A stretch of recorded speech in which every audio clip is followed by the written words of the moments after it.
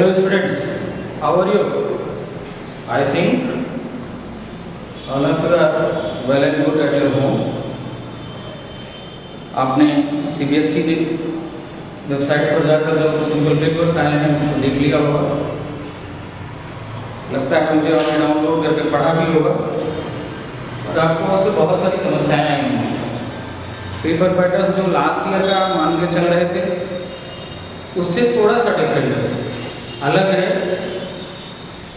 और वो डिफरेंट जो रखा गया पेपर में उसके पीछे बोर्ड की एक सोच है कि चूँकि इस पेंडेमिक पीरियड में बहुत सारा टाइम हमारा ऐसा चला गया है जिसमें आप क्लास नहीं ले पाए हो, सिलेबस डिडक्ट हो गया है, आपको ऑफलाइन क्लासेस नहीं मिल पा रही हैं, आपकी जो भी पढ़ाई चल रही है वो ऑनलाइन चल रही है।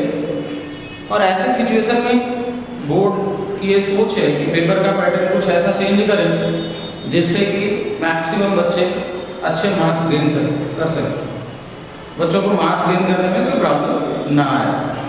और इन सब चीज़ों को देखते हुए only for this year board ने अपने पेपर पैटर्न में बहुत कुछ चेंज किया है। और पेपर पैटर्न का जो चेंज किया गया है बोर्ड के द्वारा, उसको जब आप फर्स्ट टाइम देखोगे, फर्स्ट लुक देखोगे, तो आपको लगेगा अरे ये क्या हो गया, तो इतना सारा चेंज हो गया, हम कैसे पास कर पाएंगे। लेकिन एक्चुअली जब आप उस पेपर को खोल के उसकी स्टडी करोगे तो आपको पता चलेगा कि आप बहुत अच्छे मार्क्स गेन कर सकते हो।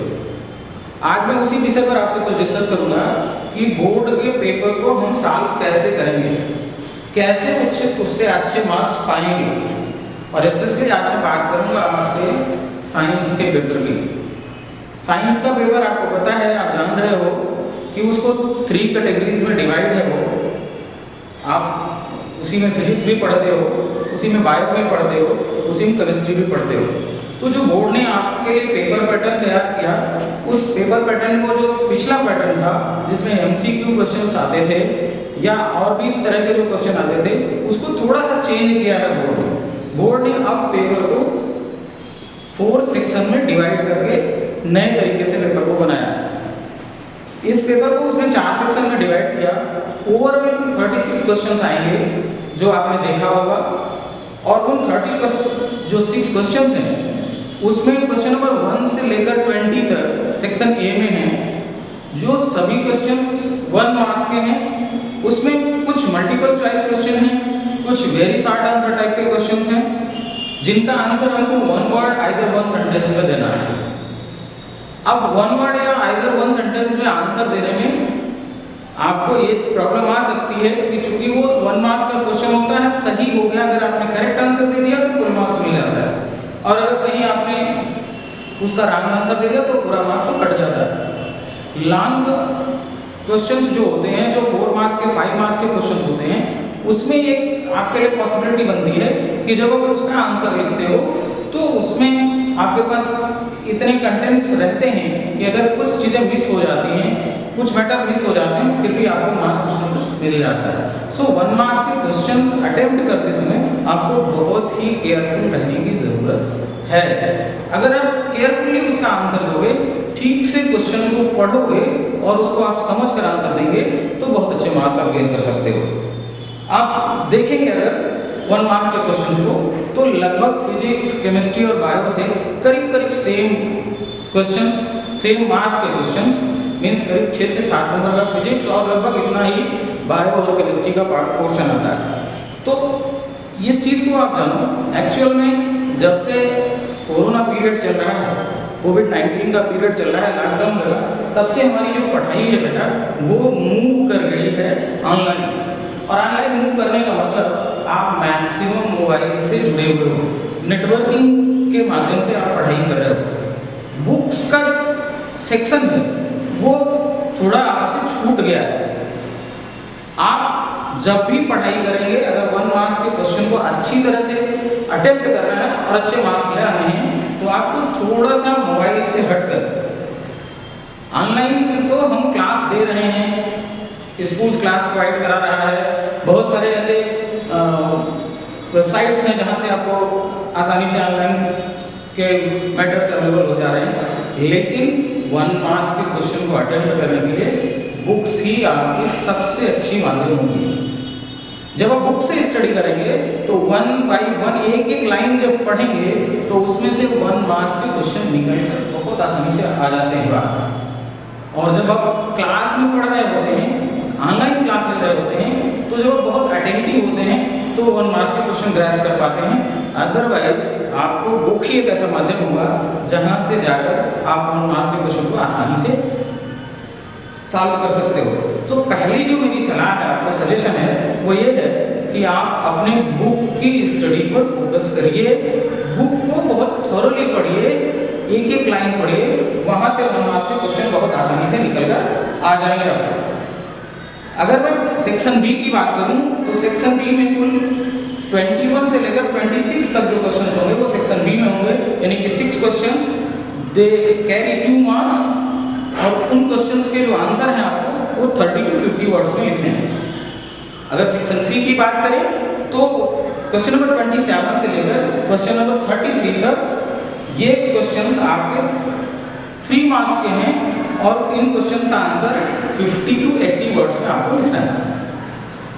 जो सेक्शन डी का क्वेश्चन है वो लॉन्ग आंसर टाइप के क्वेश्चंस हैं और लॉन्ग आंसर टाइप के क्वेश्चन डिस्क्रिप्टिव क्वेश्चन होते हैं, उनमें आपको लंबा लिखना होता है।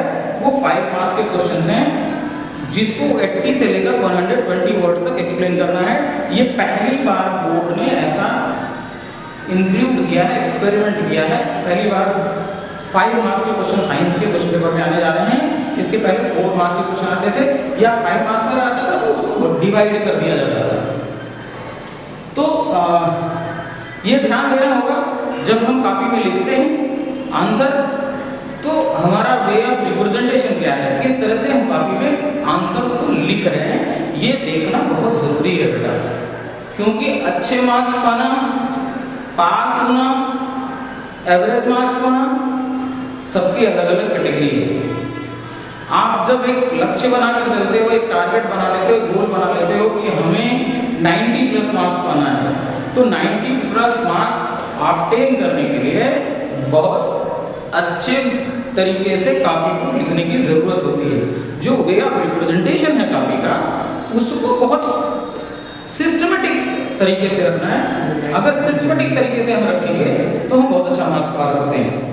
अब आप आइए बात करता हूँ मैं आपसे क्वेश्चन पेपर्स की। अगर आप देखेंगे तो जो क्वेश्चन पेपर में थोड़ा सा पैटर्न चेंज हुआ जब आप 2 मार्क्स के क्वेश्चंस में आएंगे या 1 मार्क्स के क्वेश्चन में आएंगे। स्पेशली क्वेश्चन नंबर 14, 15 और 16 अगर की बात करूँ तो उसमें जो क्वेश्चन है वो इस तरह से हो गया जैसे केस स्टडी टाइप के क्वेश्चन हो गए हैं। आपको मैटर दे दिया जाएगा, उसको पढ़िए, पढ़ने के बाद उसके आप आंसर होंगे, कुल 3 या 4 आंसर दिए होंगे, जहाँ से जब आप स्टडी प्रॉपर किए रहते हो तो आंसर पे पहुँच जाते हो। लेकिन अगर प्रॉपर स्टडी नहीं है, बुक से आपने स्टडी नहीं किया है, बस केवल एक इस तरह से एक सरसरी निगाह से देख लिया है, तब वहाँ क्या होता है कि आपको वो चारों ऑप्शन सही दिखते हैं। जैसे मैं एक क्वेश्चन आपको एग्जाम्पल लेकर बताता हूँ। इसमें दिया जैसे क्वेश्चन 14, 15 और 16 है, ये स्टेटमेंट टाइप का क्वेश्चन है।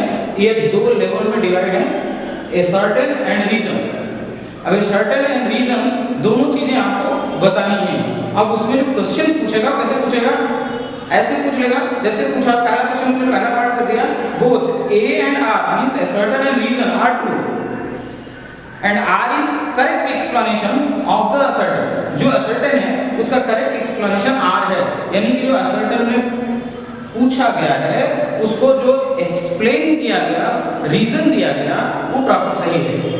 इस तरह से आंसर आपको देना होगा। दूसरी चीज, both A and R are true but R is not the correct explanation of the situation. तीसरी चीज, A is true but R is false. और चौथी, A is false but R is true. ये 4 क्वेश्चन जो 4 option है, ये सभी question के लिए है। अब इन सब क्वेश्चंस में ये 4 ऑप्शन दिए हुए हैं। अब आप क्वेश्चंस को जब आप पढ़ते हो तो आपको आंसर देना है, प्रॉपर आंसर देना है। जैसे पहला क्वेश्चन एक अगर मैं बात करूं क्वेश्चन नंबर 15 की, तो उसमें पूछा है कि after white washing the walls a shining white finish on walls is obtained after 2-3 days. After whitewashing the walls, a shining white finish on wall is obtained after 2 और 3 days। जब white wash करते हैं हम, पुताई कराते हैं दीवारों की, तो उसकी जो शाइनिंग है वो 2 से 3 दिनों के बाद आती है। रीजन क्या है? उसका रीजन दे रहा है कि क्यों ऐसा होता है। Because of the calcium oxide reacts with carbon dioxide to form calcium hydrogen carbonate which gives shiny white finish. अब इसके बिहाफ पर आपको आंसर देना है। सर्टन दिया कि व्हाइट वॉशिंग जब हम वॉल्स की करते हैं तो उसकी जो शाइनिंग है, जो फिनिश है, वो 2 से 3 दिनों के बाद आती है। कारण क्या बताया? इसने कारण बताया कि जो कैल्शियम ऑक्साइड है वो कार्बन डाइऑक्साइड के साथ रिएक्ट करता है, रिएक्ट करके कैल्शियम हाइड्रोजन कार्बोनेट बनाता है जो शाइनिंग व्हाइट फिनिश देता है। अब आपको उसी 4 क्वेश्चंस पे जो पहले मैंने आपको बताया कि उन्हीं 4 क्वेश्चन पे फिर आपको जाना है। Both A and R are true, क्या ये दोनों सही हैं? And R is correct explanation of the assertion. दूसरा था both A and R are true but R is not the correct explanation of the assertion. तीसरा था A is true but R is false. चौथा था A is false but R is true. अब यहाँ आपको अगर असर्टेन आपने पढ़ा हुआ है सिलेबस में और उसका रीजन आपको पता है प्रॉपर कि कैल्शियम ऑक्साइड अगर रिएक्ट करेगा कार्बन डाइऑक्साइड से तो बनेगा क्या, और बनेगा कैल्शियम हाइड्रोजन कार्बोनेट, तो क्या शाइनिंग फिनिश आती है?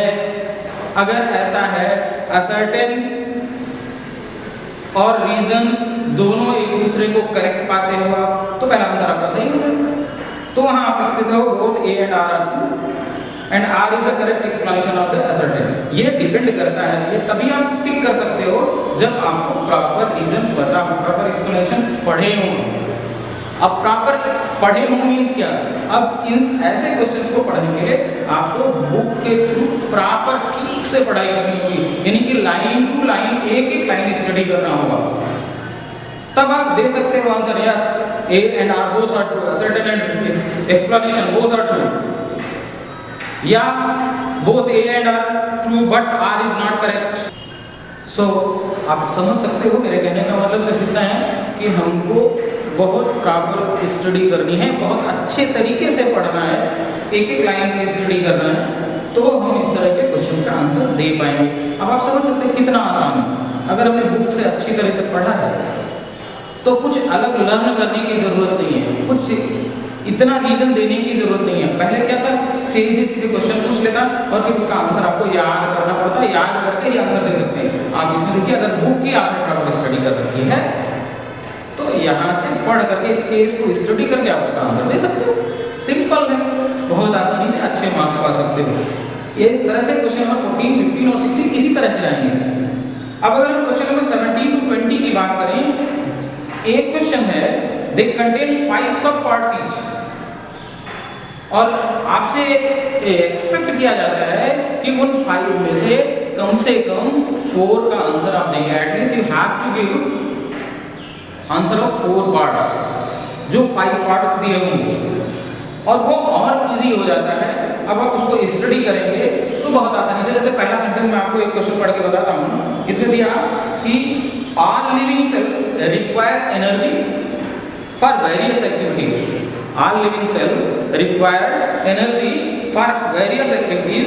This energy is available by the breakdown of simple carbohydrates either using oxygen or without using oxygen, या तो ऑक्सीजन यूज करके या तो बिना ऑक्सीजन यूज करके, जो अवेलेबल सोर्स ऑफ फूड है या कार्बोहाइड्रेट है उसका जो ब्रेकडाउन होगा उससे मिलता है। अब इसके बिहाफ पर क्वेश्चन आप समझिए कि अगर आपने ठीक से पढ़ा है, breakdown of the food, Krebs cycle ठीक से पढ़ लिया है, रिस्पायरेशन ठीक से पढ़ लिया है, लाइन बाय लाइन स्टडी किया है, तो आप इसका आंसर बहुत आसानी से दे रहे होगे और बहुत अच्छे मार्क्स गेन कर रहे होगे। जैसे पहला क्वेश्चन उसने दिया कि energy in the case of higher plants, जो हायर प्लांट्स हैं and animals is obtained by, जो हायर प्लांट्स और एनिमल्स हैं उनको एनर्जी कहाँ से मिलती है, अब वो कहाँ से मिलती है?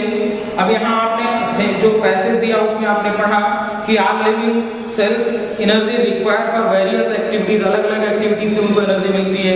कैसे मिलती है? The energy is available by break down of simple carbohydrate. अब आपको ये जानना होगा कि कार्बोहाइड्रेट का ब्रेक डाउन कब होता है? During breathing, either in tissue respiration, either organ respiration or digestion of food। In situations में कब ऐसा होगा? जब कार्बोहाइड्रेट ब्रेक डाउन होगा। दो सिचुएशन में होगा, either using oxygen or without using oxygen। Anaerobic, aerobic respiration का पार्ट है, तो जाहिर सी बात है इसमें दो चीजें दे रहा है, breathing, tissue respiration, organ respiration, digestion of food. अब यहाँ कंक्लूजन क्रिएट आपको होगा, क्या करें, कौन सा आंसर लगाएं। इसी तरह से फिर दूसरा क्वेश्चन जो देगा, एक ग्राफ दिया हुआ है, उसमें लैक्टिक एसिड का जो आप देखिए, अगर आप पेपर देखेंगे पढ़ेंगे तो पाएंगे वहाँ, the graph below represents the blood lactic acid concentration of an athlete during a race of 400 meter and shows a peak at point D. मैं किसी क्वेश्चन के आंसर पर नहीं जा रहा हूँ, इसका आंसर ये होगा। मैं आपको सिर्फ पेपर ब्रीफ कर रहा हूँ, पेपर को समझा रहा हूँ कि आप आंसर कैसे दे सकते हैं, अच्छा मार्क्स कैसे गेन कर सकते हैं। बाकी सब्जेक्ट वाइज टीचर्स, मैं कोशिश करूँगा कि आपको हर सब्जेक्ट के टीचर आकर जो आपकी प्रॉब्लम है उसका सोल्यूशन दे देंगे। पेपर, ये जो पूरा पेपर है, इस पेपर को समझा देंगे। लेकिन जरूरी सबसे ज़्यादा ये है आंसर देना, कैसे आंसर देंगे। इस तरह से ग्राफ बेस्ड क्वेश्चन होंगे, आप देख सकते हैं। इस तरह से ग्राफ आपके बने होंगे और ग्राफ को देख करके आंसर देना होगा, तो आप आसानी से आंसर दे सकते हैं। बहुत सारी ऐसी चीज़ें हैं जिनको आप बहुत आसानी से आंसर दे सकते हो। मेटेलिक और नॉन मेटेलिक कैरेक्टर का देखिए कि एक क्वेश्चन इस तरह से दिया हुआ है, ये केस स्टडी करिए और इस पे देखकर लिथियम है, सोडियम है, पोटेशियम है, रुबिडियम है, सीजियम है, इस बिहाफ पर, इस ग्राफ के बिहाफ पर देखकर आपको बताना है कि एक्टिविटी सीरीज कैसी होगी, रिएक्टिविटी क्या है।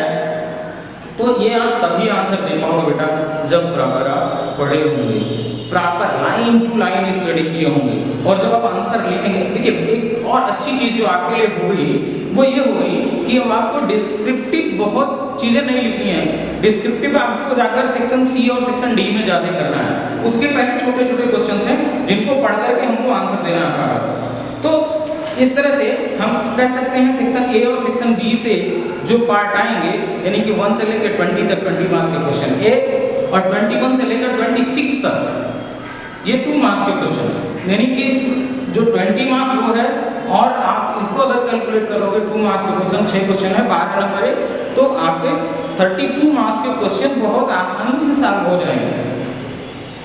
ये 32 मार्क्स आप बहुत इजीली गेन कर सकते हो। उसके बाद आपको फिर केस स्टडी के जो क्वेश्चंस हैं वो थोड़े और इस लेवल के होंगे, हाई लेवल के हो जाएंगे, जिसमें भी आपको बहुत ज़्यादा एक्सप्लेनेशन करने की ज़रूरत नहीं पड़ेगी।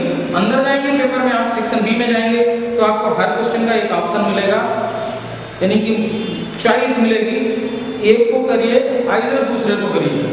वो आपके लिए प्लस पॉइंट कर दिया है कि जैसे आप देखेंगे क्वेश्चन सेक्शन बी में देखिए 2 क्वेश्चन इस तरह से दिया है, bile juice does not have any digestive enzyme but still play a significant role in the process of digestion, justify the statement. और उसी के साथ दूसरा क्वेश्चन दिया, in birds and mammals the left and right side of the head are separated, give reason.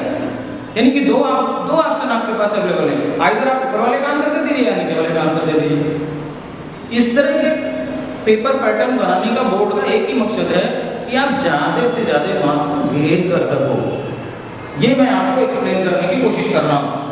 दूसरा तरीका ये है कि जब डिस्क्रिप्टिव क्वेश्चन जहाँ भी आएंगे, न्यूमेरिकल्स जहाँ आएंगे, वहाँ हम कोशिश करेंगे मैक्सिमम चीज़ें ग्राफ के द्वारा या फिगर के द्वारा शो करें।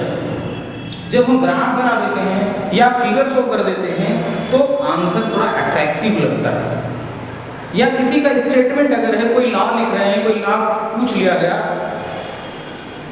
जैसे ओम्स लॉ ही पूछ लिया गया अगर, तो ओम्स लॉ अगर लिख रहे हैं तो लिखने के साथ साथ जहां आप शुरू करिए इन्वर्टेड कॉमा लगाइए, जहां एंड होता है इन्वर्टेड कॉमा से क्लोज करिए, जहां वर्ड्स लगते हैं कि हाईलाइट करने चाहिए, ये एग्जामिनर की निगाह में आना ही चाहिए, उसको अंडरलाइन करिए। ऐसा करने से आपको अच्छे मार्क्स मिलते हैं। आपको थोड़ी चीज़ें और जाननी है कि 90% के मार्क्स पाने के लिए हम क्या करें, या जो बच्चे 90% मार्क्स गेन कर जाते हैं वो कभी कभी राइटिंग की वजह से बहुत एक्स्ट्रा ब्रिलियंट होते, राइटिंग की वजह से उसके ऊपर नहीं जा पाते, या कुछ बच्चे जिनकी राइटिंग भी अच्छी होती है वो 90% मार्क्स पा रहे हैं, 92 पा रहे हैं, उसके एबव नहीं जा पा रहे हैं। तो एक चीज़ जानो बेटा, 90% एंड एबव द 90%, 94, 95, 96, 97, 98, इवन आप रिजल्ट देख रहे हो 99% तक जा रहा है। तो जो नॉलेज लेवल है वो 90% से एबव वालों का लगभग सेम होता है। ऐसा नहीं है कि किसी के पास बहुत एक्स्ट्रा ब्रिलियंसी होती है, बहुत एक्स्ट्रा नॉलेज है जिसकी वजह से वो 95, 96 पा रहा है, 98 पा रहा है। Yes, only the way of the representation. आप किस तरह से कॉपी में लिखते हो, आपका रिप्रेजेंटेशन कैसा है, ये डिपेंड कराता है कि आपको 90 के ऊपर जो मार्क्स आने हैं वो कैसे गेन करेंगे। अगर आपने कॉपी बहुत अच्छी तरीके से लिखा है, जहां जरूरत है उसके नीचे अंडरलाइन कर दिया है, जहां जरूरत है उसको इन्वर्टेड कॉमा लगा दिया है, जहां जरूरत है वहां थोड़ा सा हाईलाइट करने की कोशिश कर दिया है, सिस्टमेटिक वे में लिखा है, फिगर बनाकर एक्सप्लेन किया है, ग्राफ बनाकर शो किया है, तो आपको मार्क्स अच्छे मिलते हैं। यही अंतर हो जाता है 90% वाले में, 95% वाले में, 96% वाले में। बस सिर्फ इतना, नॉलेज लेवल दोनों का एक होता है। एक स्टूडेंट होता है उसको याद बहुत होता है, वो स्टोरी लिख डालता है। तो आप साइंस में स्टोरी क्या लिखोगे? स्टोरी लिखने इन द सेंस कि अगर उससे पूछ लिया गया है कोई डिफिनीशन पूछ ली गई है, किसी चीज़ के बारे में एक्सप्लेन करने के लिए पूछ लिया गया है, तो वो लिखता बहुत है, उसको लिखने आता है, याद है, सब लिख लेता है, लेकिन उसको फिगर बनाकर एक्सप्लेन नहीं कर पाता।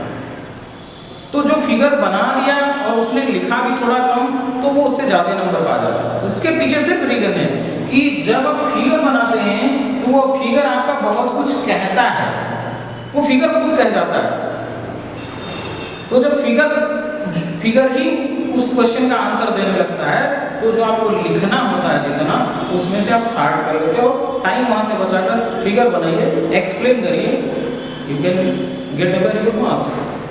सो हम कोशिश करेंगे स्टूडेंट्स कि समय समय पर आपको, अभी आने वाले समय में फिर नेक्स्ट वीडियो में जब मैं आऊँगा आपसे बात करूँगा, तो मैं कुछ क्वेश्चंस केस स्टडी के ले आऊँगा, कुछ क्वेश्चन पैराग्राफ बेस्ड पे ले आऊँगा, 1 मार्क्स के भी क्वेश्चन ले आऊँगा, 2 मार्क्स के क्वेश्चन भी लाऊँगा, बड़े क्वेश्चन भी ले आऊँगा और उस क्वेश्चन को सॉल्व करके आपके साथ बात करूँगा। अभी तो मैं सिर्फ इसलिए आया था कि मैं आपको पेपर एक्सप्लेन कर सकूँ कि पेपर का पैटर्न जो चेंज हुआ है, that is very good for you and you can achieve very good marks, very good percentage if you become sincere। अगर आप सिंसियर हो जाते हैं, सिंसियरली आप पेपर को अटेम्प्ट करने का तरीका सीख जाते हैं, तो आप बहुत अच्छे मार्क्स आएंगे। अभी आपसे बात करेंगे, आपको बायो के सर बात करेंगे कि आप बायोलॉजी कैसे लिखेंगे कि मार्क्स आप बायो में अच्छे पा सकें। फिर केमिस्ट्री के जो सर हैं उनसे बात करेंगे कि वो आपसे बात करेंगे वो किस तरह से अच्छे मार्क्स गेन कर सकते हैं। Thank you. Hello students, welcome to our Don Bosco school. Myself Sanjeev Kumar Patil. आज हम बेसिकली कोई चैप्टर या कोई टॉपिक या किसी क्लास का लेक्चर लेकर नहीं आए हैं। आज हम बेसिकली बस इस बात पे डिस्कस करने आए हैं कि जो क्लास 10 का साइंस का पेपर आया है, इस साल का जो सैंपल पेपर आया है, जो 2021 में पेपर कंडक्ट होने वाला सीबीएसई का, उस पेपर में क्या क्या चेंजेस हुए हैं, ये सारी चीज़ें आज हम बेसिकली डिस्कस करने वाले हैं। तो बेसिकली जो हमारा सैंपल पेपर है क्लास 10 साइंस का, उसमें 4 सेक्शंस हैं। और कौन से सेक्शंस हैं? Section A, section B, section C और सेक्शन डी। तो जो सैंपल पेपर है, इसमें बेसिकली पेपर को कितने कैटेगरीज में डिवाइड किया, कितने सेक्शंस में डिवाइड किया गया है पेपर को? 4 सेक्शंस। कौन कौन से सेक्शन हैं? फर्स्ट है section A, that is section A. Second है सेक्शन बी,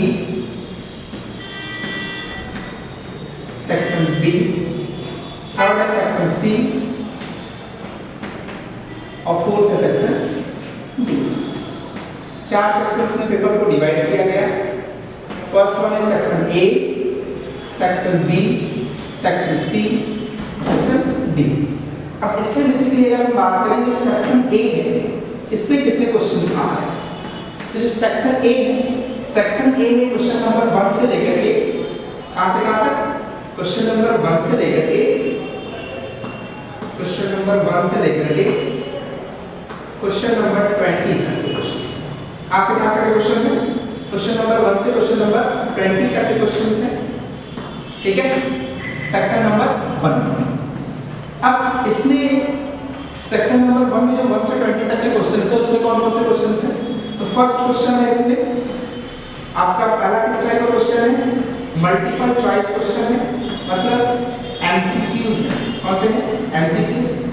दूसरा आपका क्या है इसमें असर्शन रीजन टाइप क्वेश्चंस है, कौन से क्वेश्चंस हैं असर्शन रीजन टाइप क्वेश्चंस है। और तीसरा आपका थर्ड जो है इसमें कैसे क्वेश्चंस हैं, शॉर्ट क्वेश्चन है या वेरी शॉर्ट क्वेश्चन आप कह सकते हैं, वेरी शॉर्ट क्वेश्चंस। और इसके साथ साथ थोड़ा सा इसमें डाला गया है, ये मेंशन तो नहीं है लेकिन पैराग्राफ क्वेश्चंस है, ऐसे क्वेश्चंस है पैराग्राफ क्वेश्चंस। तो कौन कौन से क्वेश्चन है MCQ, assertion reason, very short question और पैराग्राफ क्वेश्चंस। इसमें ध्यान दीजिएगा बेसिकली एमसीक्यूज तो आप ऐसे टैकल कर लोगे, क्वेश्चन को पढ़ा ऑप्शंस देखें और उसको टैकल कर लोगे, एमसीक्यूज तो आपका टैकल हो जाएगा 1 मार्क्स से क्वेश्चन। असर्शन रीजन वाला समझना है, असर्शन रीजन में क्या एक आपको क्वेश्चन दिया होता है, एक स्टेटमेंट दिया होता है, वो असर्शन होता है, कोई एक सिंगल स्टेटमेंट दिया, अब उस सिंगल स्टेटमेंट का क्या बता रहा है कोई चीज रीजन बता रहा है। तो दो चीजें, एक असर्शन हुआ, एक क्या हुआ आपका असर्शन, एक स्टेटमेंट दिया है कि ये कोई प्रोसेस हो रही है और दूसरा क्या दिया है उसका रीजन दिया है। तो आपसे असर्शन रीजन दोनों देख के पूछता आपसे ये है क्या जो असर्शन दिया है वो सही है, करेक्ट है, और जो उसका रीजन है वो करेक्ट एक्सप्लेनेशन है असर्शन का। ऑप्शन फर्स्ट होता है। सेकंड ऑप्शन होता है कि असर्शन भी सही है, रीजन भी सही है, assertion and reason both is correct but reason is not a correct explanation of the assertion, लेकिन जो रीजन बताया जा रहा है असर्शन का वो उसका सही रीजन नहीं है। तीसरा ऑप्शन होता है assertion reason both are correct, और फोर्थ ऑप्शन होता है assertion reason both are the incorrect. ये चार ऑप्शंस होते हैं। जो स्कूल के बच्चे हैं उनको वर्कशीट्स मिल रही होंगी कंटीन्यूअस, तो इनिशियली स्टार्टिंग से ही जो वर्कशीट्स मिली हैं उसमें बायोकेमिस्ट्री की वर्कशीट मिल रही थी कंटिन्यू, उसमें असर्शन रीजन के क्वेश्चंस आपको दिए गए, चलो हो चुके होंगे करते करते। तो जिन्होंने किया उनको तो पता, जिन्हें नहीं पता वो जान ले कि असर्शन रीजन के style question basically assertion reason के क्वेश्चंस कंपटीशन वगैरह में आया करते थे, एम्स वगैरह होता था तो उसमें असर्शन रीजन के क्वेश्चंस आते थे। तो इस टाइप के क्वेश्चन से बहुत इजी, जैसे एमसीक्यूज होते हैं वैसे ही होते हैं। इसके लिए आप क्या करोगे, देखो आप क्या करोगे, आपको सब मेरे को कैसे याद रहेगा कि रीजन कौन सा है, असर्शन कैसा, तो आप ये करो कि जो भी सब्जेक्ट पढ़ रहे हो, चाहे फिजिक्स पढ़ रहे हो, चाहे केमिस्ट्री पढ़ रहे हो, चाहे बायो पढ़ रहे हो, उसमें जहां भी आपको दिखे कि ये प्रोसेस हो रही है ड्यू टू दिस रीजन, आपको दो स्टेटमेंट ध्यान रखना है, जहां पे भी ड्यू टू आ रहा हो या बिकॉज आ रहा हो उस स्टेटमेंट को आप हाईलाइटर लेके हाईलाइट कर दो। देखो बिकॉज भी बता रहा है कि क्यों हो रहा है रीजन, ड्यू टू भी क्या बताएगा कि ये प्रोसेस या फंक्शन किस कारण हो रही है। तो इस टाइप के ये अगर स्टेटमेंट आप पढ़ के गए हो तो आपको पूरा याद रहेगा कि ये प्रोसेस अगर हो रही है तो किस कारण से हो रही है, तो आप आसानी से असर्शन रीजन के क्वेश्चंस को टैकल कर लेंगे। दूसरी चीज, दूसरा आपका वेरी शॉर्ट क्वेश्चन। देखो वेरी शॉर्ट क्वेश्चंस आपसे आते हैं, कुछ वैसे होते हैं जो वेरी शॉर्ट क्वेश्चन, एक नंबर का क्वेश्चन है भर डाला 4-6 लाइन 4 लाइन ऐसे भर, नहीं कुछ नहीं, जो आपसे वेरी शॉर्ट क्वेश्चन में पूछा बस एक पॉइंट, एक बुलेट पॉइंट लिखो, एक सिंगल पॉइंट लिखो जो उसने पूछा है आपसे, ज्यादा टाइम वेस्ट करने से मतलब नहीं है। नंबर आपको भी एक मिलेगा, जो 10 लिखेगा उसको भी एक मिलेगा। तो जो उसने एग्जैक्ट पूछा आपको एग्जैक्ट बुलेट पॉइंट मेंशन करो और आगे बढ़ो, ठीक है, ज्यादा टाइम होता नहीं है। तो जो क्वेश्चन ने पूछा बस वही लिखो, एक पॉइंट 2 पॉइंट लिखो शॉर्ट वाले में, वेरी शॉर्ट में, लेकिन बुलेट पॉइंट लिखो, जो उसने पूछा एकदम करेक्ट पॉइंट्स लिखो। आगे आपका नेक्स्ट होता है पैराग्राफ क्वेश्चन। ये थोड़ा चेंज हुआ, सीरियसली 9th का जो एग्जाम हो उसमें ये चीज नहीं हुआ करती, आपके हिंदी इंग्लिश में हुआ करती थी, पैराग्राफ्स होते थे उनसे आंसर को पूछा जाता था। तो इस साल सीबीएसई ने साइंस में भी इसको इंक्लूड किया, हालांकि जो बीएचयू वगैरह के सब्जेक्टिव एग्जाम्स होते थे कंपटीशन के उसमें भी इसको पूछा जाता था, अब इसमें पूछा जा रहा है सीबीएसई में। तो बेसिकली क्या है, आपको एक पैराग्राफ दिया होगा, एक पैराग्राफ मेंशन होगा, ये पैराग्राफ मेंशन होगा और उसे इसी पैराग्राफ से आपसे क्या पूछे गए होंगे, 4 क्वेश्चंस पूछे गए होंगे, ठीक है, और इन्हीं पैराग्राफ से आपको क्या मिल जाएगा, आंसर मिल जाएगा। अब आपको सर कैसे क्वेश्चंस पूछ सकता है इससे, तो समझो कैसे क्वेश्चन पूछ सकता है। पहली चीज ग्राफ वाले पूरे कंसेप्ट को याद रखो। कहीं आपको अगर ग्राफ पढ़ाया गया है तो ग्राफ याद रखो, ग्राफ से क्वेश्चन पूछा है, पूछ सकता है, सैंपल पेपर में भी ग्राफ दिया हुआ है, तो ग्राफ से क्वेश्चंस पूछे जाते हैं। दूसरी जितनी भी केस स्टडीज आप पढ़ रहे हो उसको आप याद रखो, उससे भी क्वेश्चंस पूछे जा सकते हैं पैराग्राफ में। तो ये चीजें हो गई, ये चारों चीजें हमारी हो गई। ये कहां से कहां तक है? क्वेश्चन नंबर 1 से क्वेश्चन नंबर 20 तक। अब क्वेश्चन नंबर 21 से अगर हम बात करें, कहां से बात कर रहे हैं? ये तो हो गया इसके केस में। सेक्शन बी के केस में अगर देखा जाए तो सेक्शन बी, तो सेक्शन बी के केस में याद रखिएगा क्वेश्चन नंबर 20, सेक्शन बी कहां से कहां तक है? क्वेश्चन नंबर 20 तक क्या था? क्वेश्चन नंबर 21 से, क्वेश्चन नंबर 21 से लेकर के कहां तक है? 26 तक। क्वेश्चन नंबर 21 से लेकर के क्वेश्चन नंबर 26 तक के जो क्वेश्चंस हैं वो किस में आ रहे हैं? सेक्शन बी में आ रहे हैं। किसमें आएंगे? सेक्शन बी में। अब इसमें देखिए, इसमें आपके क्वेश्चंस कैसे हैं? बस एक सिंगल टाइप का क्वेश्चन है भाई, कुछ नहीं है। क्या है? Short answer type questions. इसके लिए तो आप हैबिचुअल होगे ना, इसमें तो कुछ भी रॉकेट साइंस है ना, इसके लिए आप हैबिचुअल, इसमें कोई रॉकेट साइंस नहीं। शॉर्ट आंसर क्वेश्चन सब लोग करते हैं, तो शॉर्ट आंसर क्वेश्चन इसमें इंक्लूडेड है। इसमें आप कुछ नहीं करना है, जो भी आपसे क्वेश्चन पूछा बस ज्यादा नहीं, 2 point 3 point maximum. Short questions में 2 से 3 पॉइंट मैक्सिमम, और ये बेसिकली 2 मार्क्स का होता भी है। आप चाहो तो लिख लो कितने मार्क्स का क्वेश्चन है, दैट इज 2 मार्क्स क्वेश्चन। कितने मार्क्स का क्वेश्चन है? 2 मार्क्स। ये 1 मार्क्स के क्वेश्चंस हैं, ठीक है। जैसे आप चाहो तो लिख लो कितने मार्क्स के क्वेश्चंस हैं, दिस इज 1 मार्क क्वेश्चन। ये 1 मार्क्स के क्वेश्चंस थे, ये 2 मार्क्स क्वेश्चंस थे, ठीक। इसमें आपको कुछ ज्यादा नहीं लिखना, जो पूछा है आपसे मैक्सिमम 1 से 2 पॉइंट।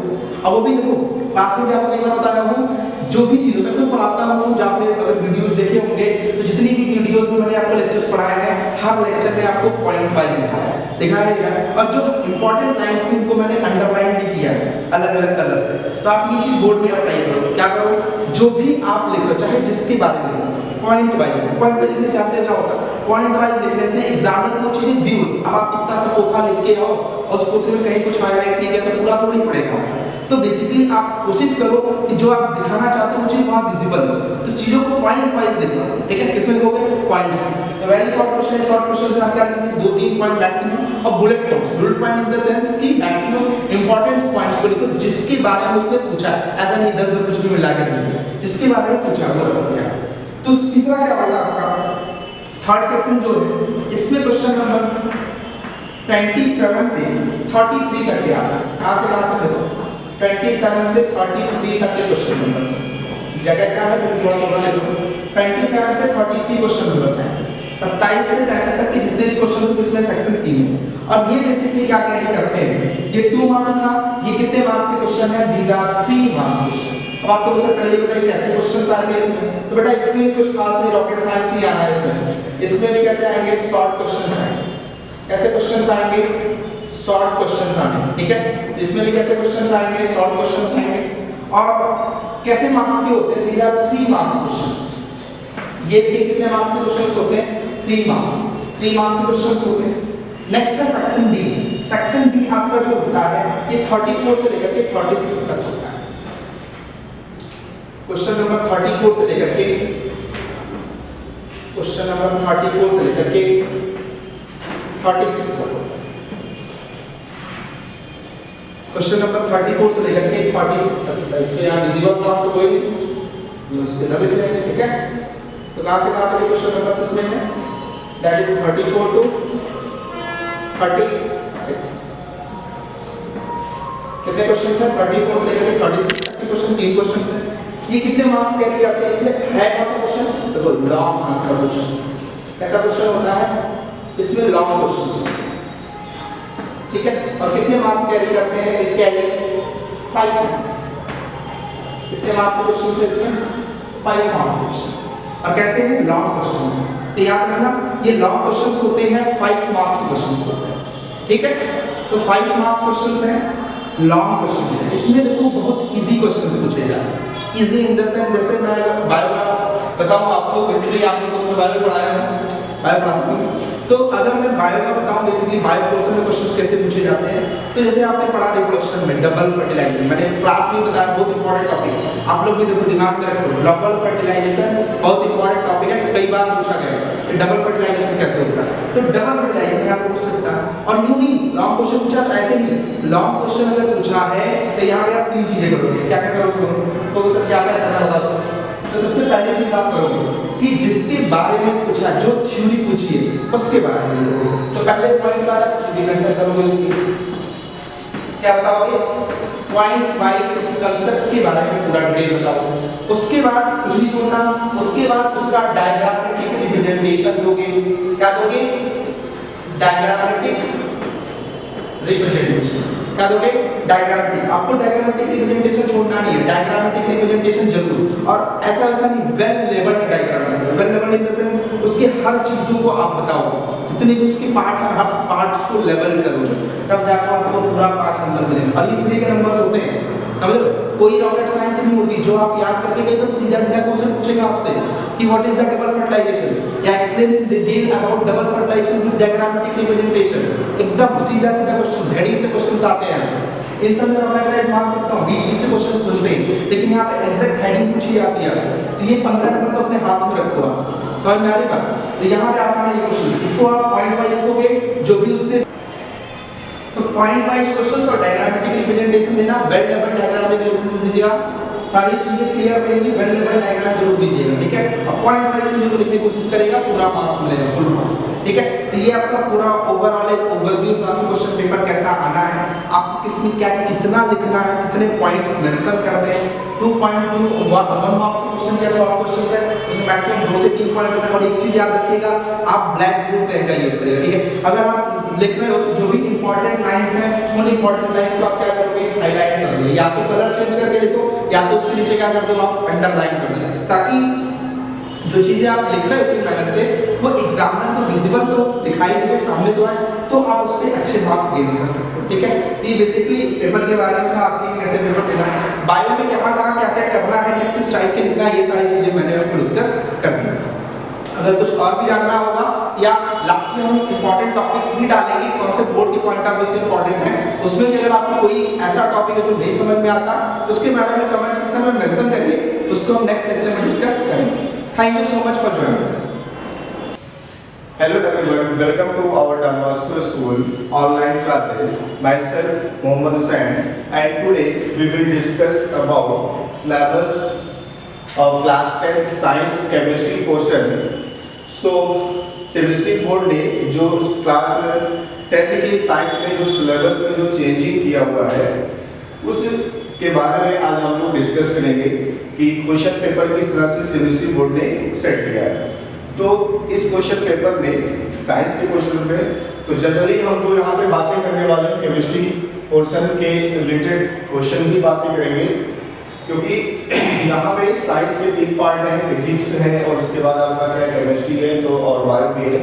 तो इस फिजिक्स और आपका जो बायो पोर्शन है ये हमारे एक्सपर्ट ने आपको पहले डिस्कस किया होगा अपने वीडियो में, अपने लेक्चर में। तो आज हम जो डिस्कस करने वाले हैं वो केमिस्ट्री का पोर्शन है कि केमिस्ट्री में किस टाइप का क्वेश्चन और कितने नंबर का क्वेश्चन आपको बोर्ड एग्जामिनेशन में पूछे जाएंगे, राइट। तो चलिए पहले हम लोग इस क्वेश्चन पेपर में ये बातें करते हैं कि क्वेश्चन पेपर कितने सेक्शन में डिवाइड है, फिर उसके बाद डायरेक्टली हम लोग अपने केमिस्ट्री वाले क्वेश्चन पे आएंगे कि कौन सा क्वेश्चन नंबर आपका केमिस्ट्री के क्वेश्चन का होगा, कौन सा क्वेश्चन नंबर आपका केमिस्ट्री के क्वेश्चन का नहीं है, या किसमें आपका इंटरनल चॉइस है, उस पर सीधे हम लोग डिस्कस करते हैं। तो फर्स्ट ऑफ ऑल हम लोग डिस्कस करते हैं कि क्वेश्चन पेपर जो है इसमें जो इंस्ट्रक्शन लिखा हुआ है क्वेश्चन पेपर में, कि क्वेश्चन पेपर कंप्राइजेस 4 सेक्शन, यानी जो आपका क्वेश्चन पेपर होगा, जो आपका क्वेश्चन पेपर है वो 4 सेक्शन में डिवाइड होगा, ठीक है। कितने सेक्शन में डिवाइड होगा? 4 सेक्शन में। और सेक्शन आपका क्या है? ए, बी, सी और डी, 4 सेक्शन में डिवाइड होगा, ठीक है। And in this question paper there are 36 questions in the question paper. Means पूरा जो आपका क्वेश्चन आपको अटेंड करना है वो कितने क्वेश्चंस अटेंड करने हैं? 36 क्वेश्चंस आपको अटेंड करने हैं, right. All questions are compulsory, सारे क्वेश्चन आपको करना है। अगर किसी क्वेश्चन में आपको अगर चॉइस है तो पर्टिकुलर इंटरनली आपको चॉइसेस मिलेगा कि किसी में से आप ये कर सकते हैं, आप इसको लेफ्ट कर सकते हैं। अभी हम लोग उस पर्टिकुलर क्वेश्चंस पे भी बात करते हैं, राइट। तो फर्स्ट ऑफ ऑल आपका क्या हो गया कि क्वेश्चन पेपर जो आपका है वो 4 सेक्शंस में डिवाइड है, A, B, C and D में डिवाइड है। एंड सेकंड इसमें भी सेक्शन A जो आपका है, सबसे पहले बात आता है सेक्शन A। तो सेक्शन A में जो क्वेश्चंस आपके बनेंगे वो क्वेश्चन किस तरह का बनेगा, कितने मार्क्स का बनेगा। सेक्शन A में क्वेश्चन नंबर 1 से लेकर के 20 तक all questions are parts therefore are of 1 marks each, यानी कि 1 से लेकर के 20 तक 1 से लेकर के 20 तक जो क्वेश्चंस आपके हैं ये 1 मार्क क्वेश्चंस हैं। क्या ये 1 मार्क्स क्वेश्चंस हैं। और इस क्वेश्चन का आंसर जो आपको देना है इसमें मल्टीपल चॉइस क्वेश्चन है, very short answer type questions है, असर्शन है और रीजन टाइप क्वेश्चंस है। असर्शन में क्या होता है, रीजन टाइप का क्वेश्चन होता है, उसमें 4 ऑप्शंस होते हैं और 4 ऑप्शंस में से आपको स्टेटमेंट दिया जाएगा असर्शन वाले क्वेश्चन में, और उस असर्शन वाले क्वेश्चन में स्टेटमेंट को रीड करके आपको ये बताना है कि कौन सा स्टेटमेंट इसमें सही है, कौन सा स्टेटमेंट इसमें रॉन्ग है, उसका रीजन, उसके रीजन भी दिया होगा कि इस रीजन के अकॉर्डिंग ये सही होगा या फिर इस रीजन के अकॉर्डिंग ये रॉन्ग होगा। तो सेक्शन ए में 1 से लेकर के 20 तक इसमें क्वेश्चंस हैं और इस पार्ट में जो आपके क्वेश्चंस के पार्ट्स होंगे या टाइप्स होंगे, इसमें एमसीक्यू भी क्वेश्चंस आएंगे, वेरी शॉर्ट क्वेश्चन भी आएंगे, very short answer type question, very short question, very short answer type questions, ये आपका आएगा, ठीक है। And short answer type questions, very short answer type question, MCQ and assertion, ये इंपॉर्टेंट है आपका।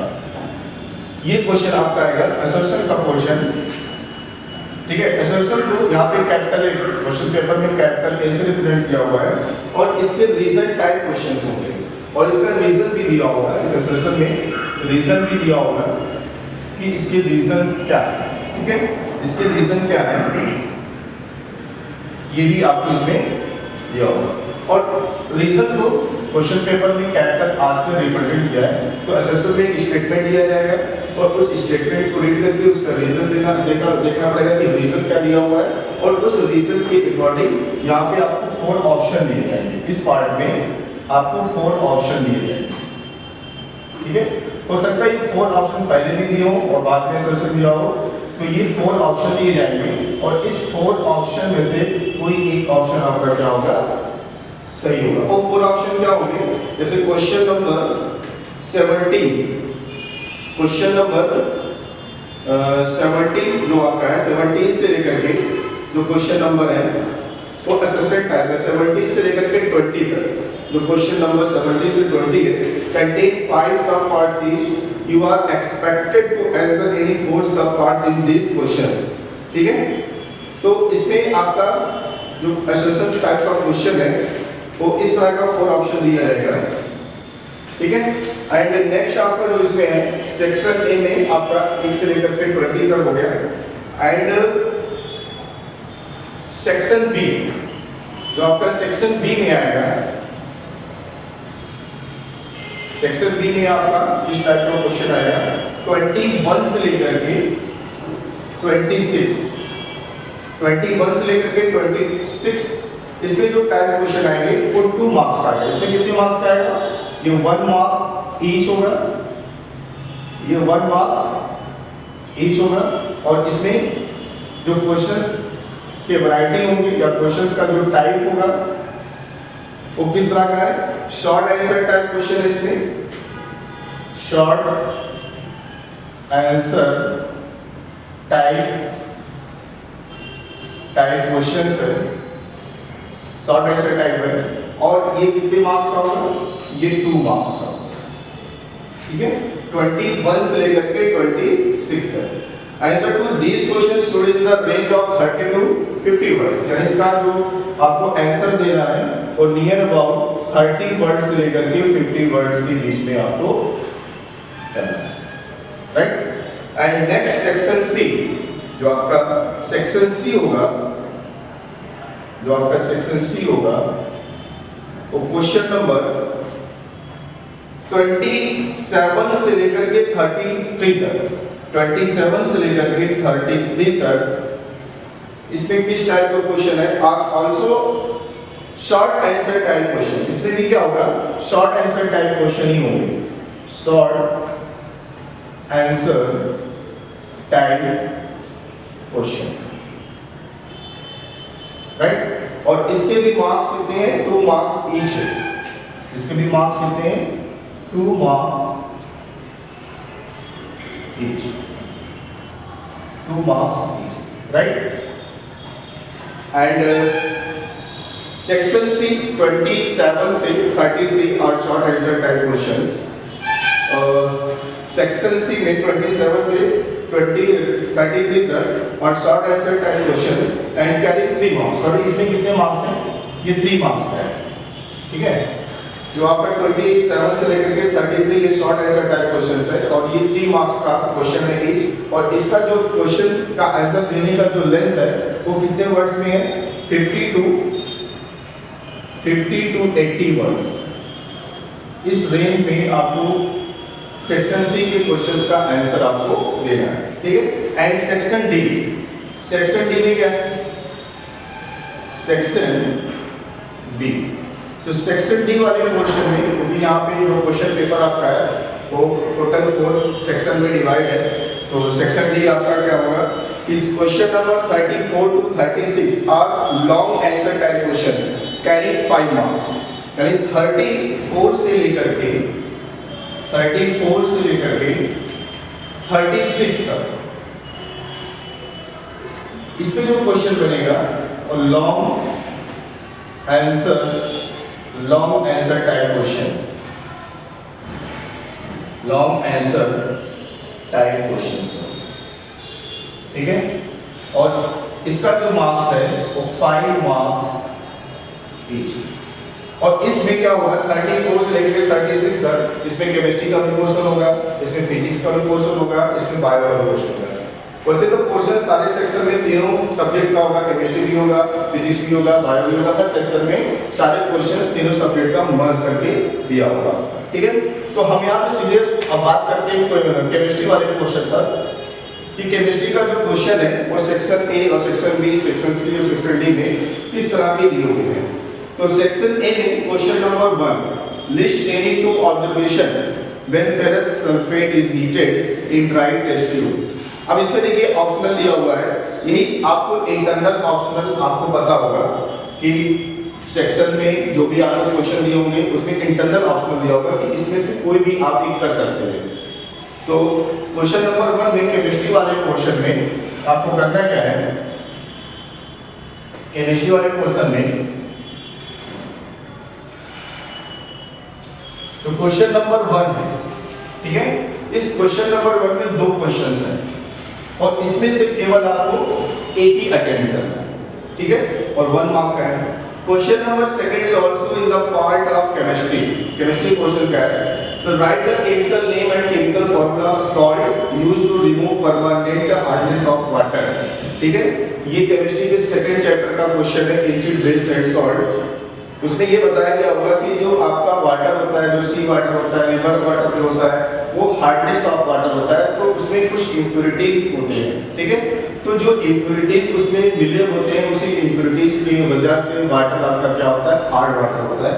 जनरली हम यहाँ पे आपको बता दें, हार्ड वाटर एक ऐसा वाटर है जो सोप के साथ या डिटर्जेंट के साथ या फिर पानी के साथ, वाटर के साथ, ठीक है, सफिशिएंटली फोम नहीं देता है, फिल्म नहीं बनता है, तो ऐसे वाटर को हम क्या बोलते हैं, हार्ड वाटर बोलते हैं। और हार्ड वाटर में जनरली ज्यादा से ज्यादा उसमें इम्प्योरिटीज होता है। तो इसमें ये पूछ रहा है कि ऐसा कौन सा सॉल्ट है, क्वेश्चन नंबर 2 में, सेक्शन ए का क्वेश्चन नंबर 2, ऐसा कौन सा सॉल्ट है कि वो salt permanent hardness of water, यानी हार्डनेस ऑफ वाटर को परमानेंट क्या कर देता है, रिमूव कर देता है। और उस सॉल्ट का आपको केमिकल फार्मूला भी बताना है।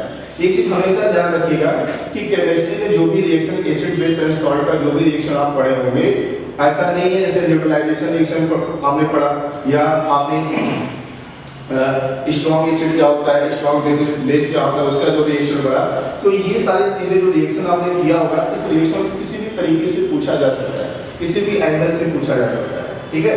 अब यहाँ पे देखिए क्या है कि आपको ये बताना है कि उस सॉल्ट का नाम क्या है, उसका केमिकल फॉर्मूला क्या है और कैसे उसको हम लोग हार्डनेस ऑफ वाटर या हार्ड वाटर को कैसे हम लोग उपयोग कर सकते हैं। ठीक है, तो क्वेश्चन नंबर 2 जो आपका है, इसमें तो ऑप्शनल है, और क्वेश्चन नंबर 2 जो आपका है ये डायरेक्ट एक क्वेश्चन दिया, अब इसमें आपको करना ही करना है।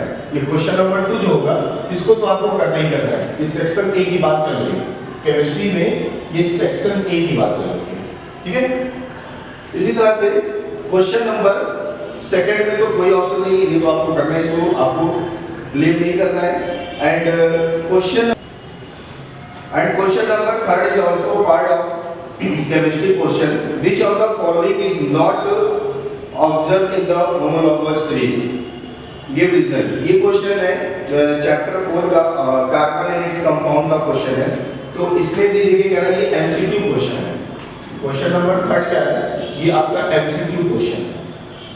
इसके 4 ऑप्शन है, ए बी सी डी, और इसमें से कोई एक ऑप्शन राइट है।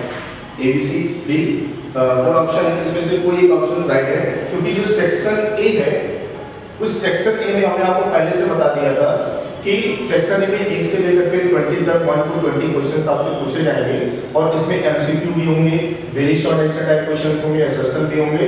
तो देखिए ये एमसीक्यू का एक क्वेश्चन है, ठीक है, और ये जो आपका क्वेश्चन नंबर 1 है, क्वेश्चन नंबर 2 है, ये very short answer type question है। अभी ये क्वेश्चन आना बाकी है, ये क्वेश्चन क्या होगा।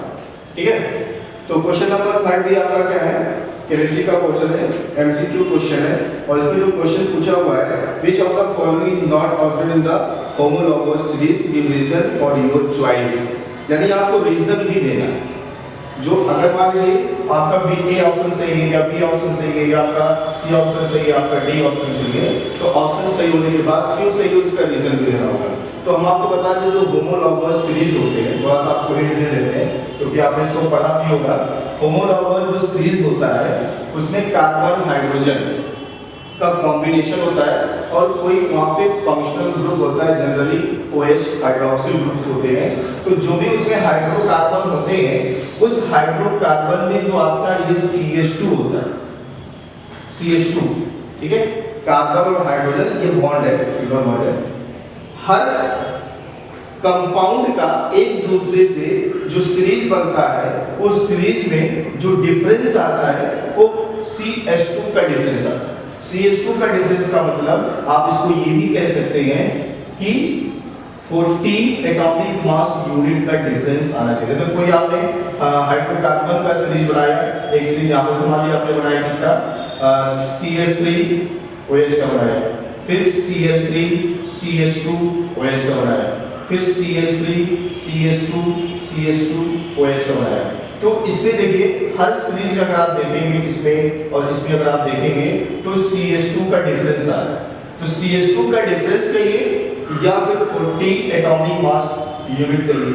अब ये 14 एटॉमिक मास यूनिट क्या है, 14 एटॉमिक मास यूनिट है, ये जो कार्बन है इसका एटॉमिक मास, और जो आपका हाइड्रोजन है इसका एटॉमिक मास का सम जो आएगा वो 14 होता है। ऐसे कार्बन का कितना हो गया, 12 हो गया एटॉमिक मास, और हाइड्रोजन कितना होता है, 1 होता है, और यहाँ पे हाइड्रोजन क्या है, यहाँ पे हाइड्रोजन आपका 2 है, तो +2 × 1 and this is equal to 14 unit, right. तो 14 यूनिट का डिफरेंस होता है, या फिर CH2 का हर एक दूसरे के साथ डिफरेंस आता है, और यही क्या होता है आपका होमोलॉगस सीरीज होता है। तो इसी तरह से इसका कॉन्सेप्ट ये है, और इसी कॉन्सेप्ट के अकॉर्डिंग आपको इसका आंसर देना है और रीजन भी बताना है, राइट। एंड सेक्शन ए में एमसीक्यू हो गया, very short answer type questions हो गया। अब आइए क्वेश्चन नंबर जो आपका असर्शंस क्वेश्चन है वो आपका है क्वेश्चन नंबर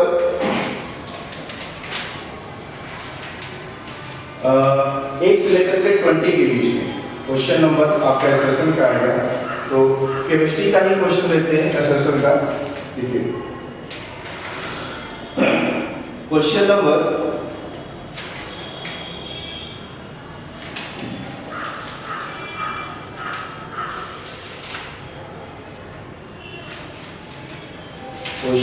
इसमें जो असर्शन का है,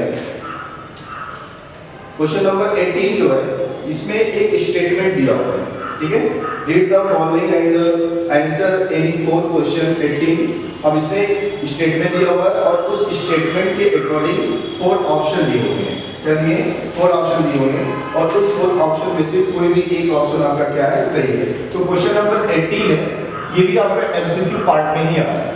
देखिए स्टेटमेंट दिया है और उस स्टेटमेंट के अकॉर्डिंग आपको क्या करना है, उसका आंसर देना। मेटेलिक कैरेक्टर है लिखा हुआ है, the ability of an atom to donate electrons and form positive ion और कैटायन। आपको ये पता है कि जितने भी इलेक्ट्रोपॉजिटिव आयन होते हैं या जितने भी इलेक्ट्रोपॉजिटिव मेटल होते हैं, जनरली वो क्या होता है, इलेक्ट्रिसिटी का गुड कंडक्टर होता है। या यूं कह लीजिए कि जो इलेक्ट्रोपॉजिटिव होते हैं वो मेटल होते हैं और पॉजिटिव इसलिए होते हैं क्योंकि अपने में से नेगेटिव को निकालते हैं, इलेक्ट्रॉन्स को निकालते हैं। तो जो भी सब्सटेंस अपने में से इलेक्ट्रॉन्स को या नेगेटिव को निकालते हैं वो क्या होते हैं, इलेक्ट्रोपॉजिटिव होते हैं, जिसे हम लोग क्या बोलते हैं, मेटेलिक कैरेक्टर का बोलते हैं या वो मेटेलिक कैरेक्टर का होता है। और जो इलेक्ट्रॉन को गेन करता है वो क्या होता है, नॉन मेटेलिक कैरेक्टर का होता है, क्योंकि इसमें क्या होता है, नेगेटिव चार्ज रहता है। तो इसके कॉन्सेप्ट के अकॉर्डिंग पैराग्राफ दिया है और उस पैराग्राफ के अकॉर्डिंग आपका क्वेश्चन बनाया हुआ है। जैसे आपका क्वेश्चन नंबर जो है 18 का 3rd, which of the following has highest electronegativity. इसमें से कौन सा सबसे ज्यादा हाईएस्ट इलेक्ट्रोनेगेटिविटी है, फ्लोरीन है, क्लोरीन है, ब्रोमीन है कि आयोडीन है। अब ये डिपेंड करता है कि क्लोरीन पर भी -1 होता है, फ्लोरीन पर भी -1 चार्ज होता है, ब्रोमीन पर भी -1 चार्ज होता है और आयोडीन पर भी होता है। तो माइनस चार्ज इस पर होता है, वही आपका क्या होता है, इलेक्ट्रोनेगेटिविटी होता है। अब यहाँ पे दोनों पर है, सब पर -1 है, -1 है, तो सबसे ज्यादा किसका है, ठीक है, सबसे ज्यादा किसका इलेक्ट्रोनेगेटिविटी होगा, तो जहाँ पे इलेक्ट्रॉन की डेंसिटी ज्यादा होगी, ठीक है, यहाँ पे जहाँ पे इलेक्ट्रॉन ज्यादा होगा वो उसकी इलेक्ट्रोनेगेटिविटी क्या होगी, ज्यादा होगी, ठीक है। अब उसके बाद देखिए जो आपका question number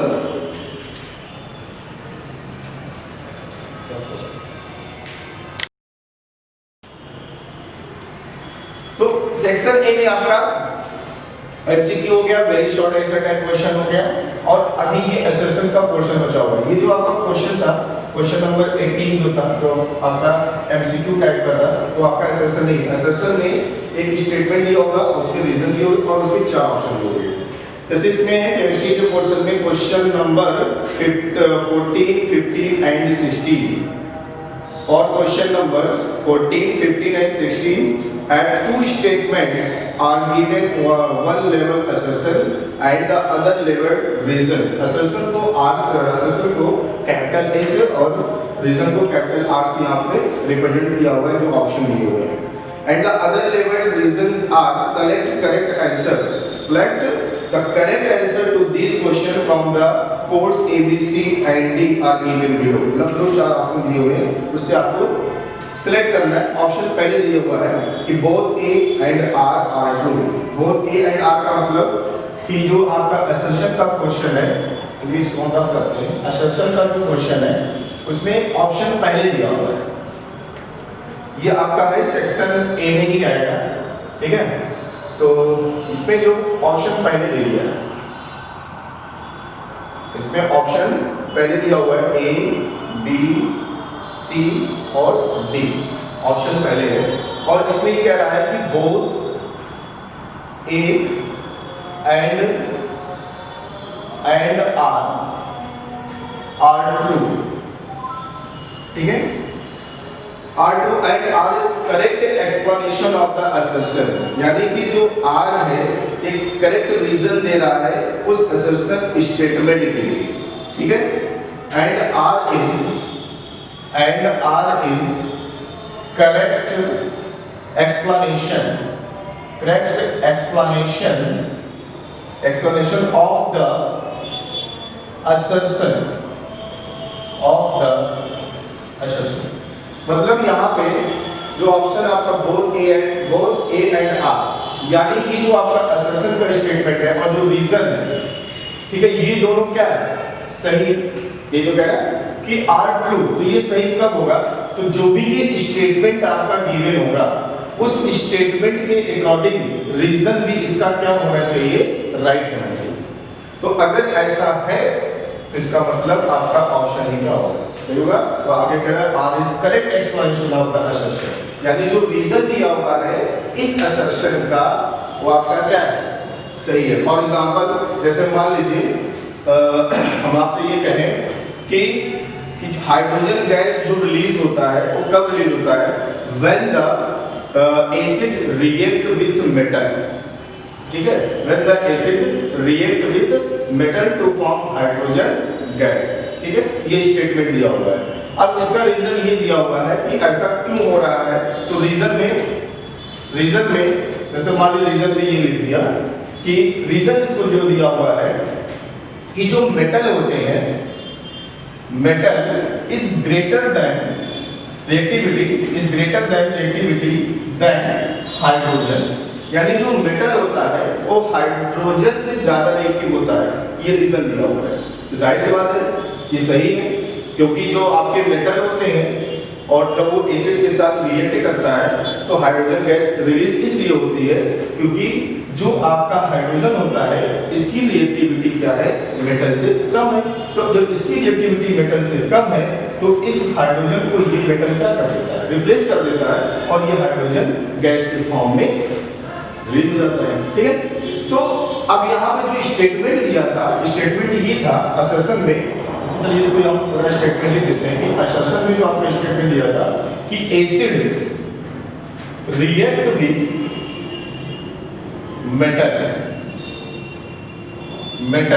acid react with metal to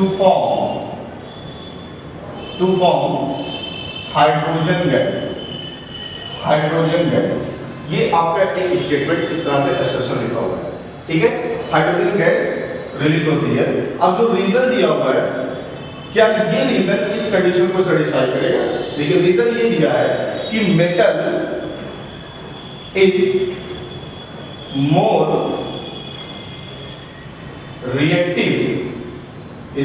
reactive than hydrogen, मतलब मेटल ज्यादा रिएक्टिव है हाइड्रोजन से, इसलिए मेटल क्या करता है, इस हाइड्रोजन को रिप्लेस कर देता है, और जब हाइड्रोजन को रिप्लेस करता है तो हाइड्रोजन गैस के फॉर्म में रिलीज होती है।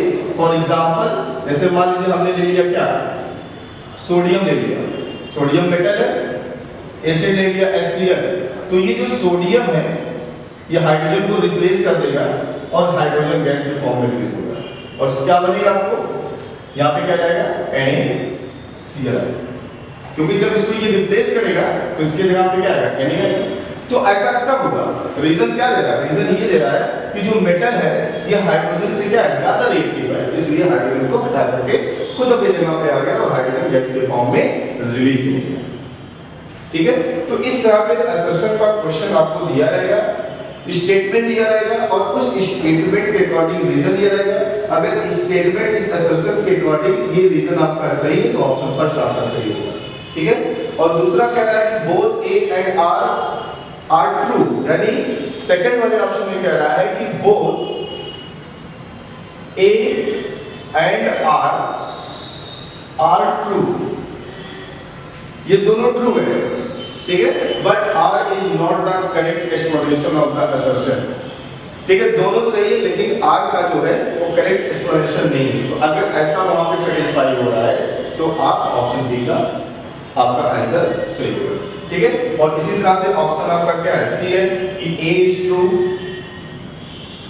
True but R is false, यानी जो आपका असर्शन दिया हुआ है वो सही दिया हुआ स्टेटमेंट, लेकिन रीजन आपका क्या है उसके अकॉर्डिंग नहीं है, इसका मतलब उसके अकॉर्डिंग रीजन नहीं होगा तो आपका ऑप्शन सी सही होगा। और अगर ऑप्शन डी आपका क्या है, A इज फॉल्स, मतलब जो असर्शन है वो आपका गलत दिया हुआ है, ठीक है, रॉन्ग दिया हुआ है, लेकिन जो उसका रीजन दिया हुआ है वो सही रीजन है, बट R इज ट्रू। तो अगर ऐसा है, इस कंडीशन को सेटिस्फाई कर रहा है कि असर्शन फॉल्स हो और रीजन अगर आपका ट्रू हो, तो ऐसा उसको कंडीशन का सेटिस्फाई कर रहा है तो आपका क्या होगा, ऑप्शन डी सही होगा। तो असर्शन में बहुत ज्यादा कॉम्प्लिकेटेड नहीं है, स्टेटमेंट दिया होगा और जो भी स्टेटमेंट असर्शन दिया होगा उसके अकॉर्डिंग आप रीजन को देख लीजिएगा कि रीजन उसके अकॉर्डिंग कंडीशन को सेटिस्फाई कर रहा है कि नहीं कर रहा है, तो उसी के अकॉर्डिंग आप ऑप्शन को सही टिक करेंगे और ऑप्शन को आप अडॉप्ट करेंगे, राइट। तो जैसे हमने यहाँ पे एग्जांपल भी लिया एसिड का लिया और उसके बाद हाइड्रोजन का लिया, तो हमने रीजन कुछ इस तरह से दिया कि ज़्यादा रिएक्टिव होता है, तो इस हिसाब से जो स्टेटमेंट दिया हुआ है, जो असर्शन दिया हुआ है, उसके हिसाब से रीजन भी सही है, तो इसके हिसाब से हमारा ऑप्शन ए क्या आ रहा है, राइट आ रहा है। ठीक है, तो इसमें असर्शन का क्वेश्चन आपका आएगा 14, 15 और 16 आएगा, और इसमें जो आपके क्वेश्चंस हैं assertion का लिखा assertion after white washing the walls and shiny white finish on walls is the obtained after 2-3 days। ये दिया हुआ है स्टेटमेंट और रीजन दिया हुआ है, क्या ये रीजन उसको सेटिस्फाई कर रहा है कि नहीं कर रहा है। अगर ऐसा है तो जो आपका ऑप्शन ऊपर दिया हुआ है उसके अकॉर्डिंग उस ऑप्शन में से कोई एक ऑप्शन आपका राइट है। ठीक है, तो ये असर्शन का क्वेश्चन हो गया, यानी कि सेक्शन ए में आपका जो भी क्वेश्चन आएगा, ये सेक्शन ए में 1 से लेकर के 20 तक MCQ, very short answer type question और आपका असर्शन रीजन टाइप का क्वेश्चन है। ठीक है, अब उसके बाद आपका नेक्स्ट आता है 21 से लेकर के 26, ये आपका सेक्शन बी में आएगा। इसमें आएगा सेक्शन बी में आएगा, जो क्वेश्चन नंबर आपका कहां से स्टार्ट हो रहा है 21 से लेकर के 26 तक। तो 21 जो आपका क्वेश्चन है केमिस्ट्री का जो क्वेश्चन है वो आपका है क्वेश्चन नंबर 23 है। Give a test tube can be used to confirm the presence of carbon is compound with a valency of 4, how is carbon able to attain noble gas configuration in its compounds. ठीक है, अब इसमें optional भी है, इसमें और करके दिया हुआ है क्वेश्चन नंबर 23 में, और ये आपका क्या है सेक्शन, इसमें आ रहा है सेक्शन बी में आ रहा है। ठीक है, और सेक्शन बी में इसमें जो क्वेश्चन है वो आपका 2 मार्क्स का है, जिसको हमने आपको पहले ही बता दिया था कि जो सेक्शन 2 होता है वो आपका 2 मार्क्स का क्वेश्चन है। ठीक है, और इसमें ऑप्शनल भी है, तो इसमें आप 2 क्वेश्चन दिया हुआ है, दोनों में से कोई एक आप अटेम्प्ट कर सकते हैं। ठीक है, और उसके बाद फिर नेक्स्ट आपका है केमिस्ट्री का जो क्वेश्चन है सेक्शन बी में हो गया, सेक्शन सी आपका 3 मार्क्स का है। इसमें भी देखिए क्वेश्चन नंबर आपका जो है सेक्शन सी 27 से लेकर के 27 से लेकर के आपका क्वेश्चन है 33 तक, जो 3 मार्क्स का क्वेश्चन है। इसमें जो केमिस्ट्री का क्वेश्चन है, केमिस्ट्री का जो क्वेश्चन है वो आपका है question number 30। Which of the following reasons are endothermic reaction where decomposition also happens।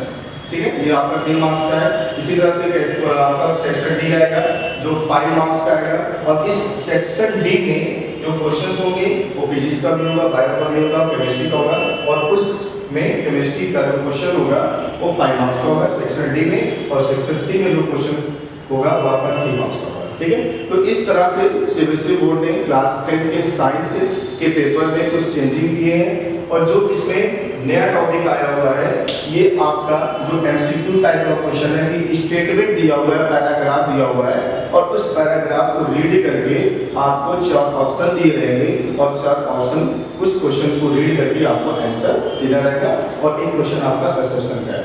बाकी एज इट इज जैसे क्वेश्चन प्रीवियस ईयर से हर साल जैसे क्वेश्चंस आते हैं उसी तरह से आते हैं, बस केवल आपको पैराग्राफ वाला क्वेश्चन थोड़ा आराम से कंसंट्रेट होकर के और असर्शन का क्वेश्चन थोड़ा कंसंट्रेट होकर करना है, बाकी सब एज इट इज है। ठीक है, और कुछ सिलेबस में रिडक्शन भी हुआ है, कुछ सिलेबस आपका रिड्यूस भी हुआ है, उसके अकॉर्डिंग आप अपनी बोर्ड की तैयारी करिए। ठीक है, best of luck and thank you so much.